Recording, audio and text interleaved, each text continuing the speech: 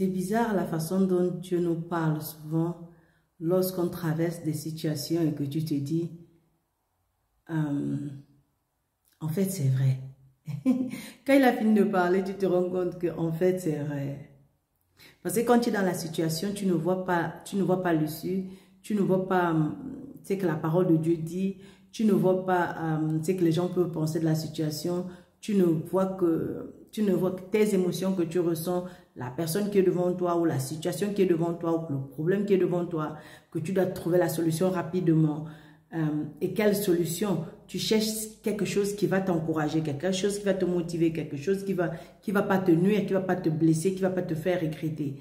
Donc, tu es dans tes pensées et tout d'un coup, Dieu vient te parler.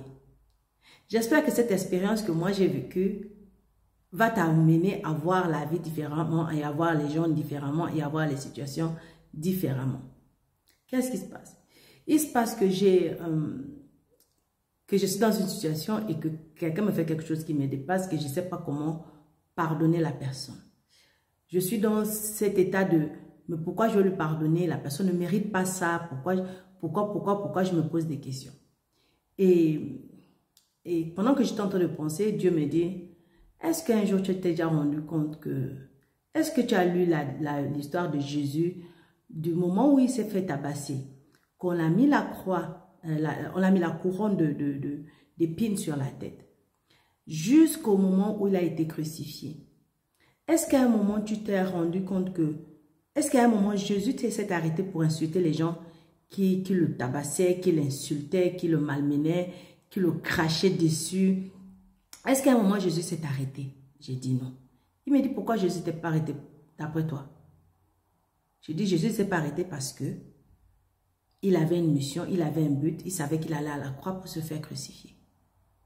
Il dit, mais alors, si Jésus et toi vous êtes devenus un, ce n'est plus toi qui vis, c'est Jésus-Christ qui vit en toi.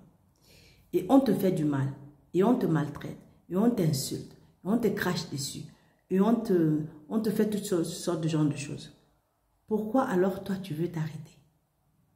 Si Jésus ne s'est pas arrêté, et si Jésus et toi vous êtes un, pourquoi toi tu veux t'arrêter pour te tourner et parler à ceux qui t'ont fait du mal, à parler à ceux qui t'ont insulté et ne pas les pardonner et vouloir rendre le mal pour le mal? Ça te sert à quoi? Et puis je me suis assise et puis je me suis dit, merde, mais Dieu a raison. C'est vrai en plus, tu n'as rien. Le fait de rester en colère contre la personne ne va pas changer la situation, ça ne va pas changer la personne, ça va te changer toi. Le fait de rester dans les regrets, ça ne change pas. La situation, ça ne te change. Ça ne change pas la personne, ça se change toi.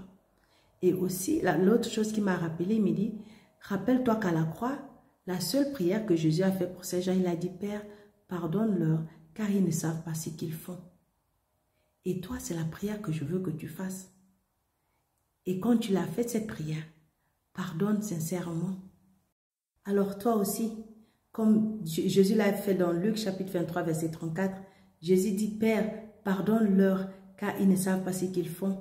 Ils se partagèrent ses vêtements en tirant au sort. Toi aussi désormais, fais cette prière et crois sincèrement que Dieu les a déjà pardonnés et il t'a déjà pardonné aussi. Tiens ferme dans la foi, n'abandonne pas. Shalom.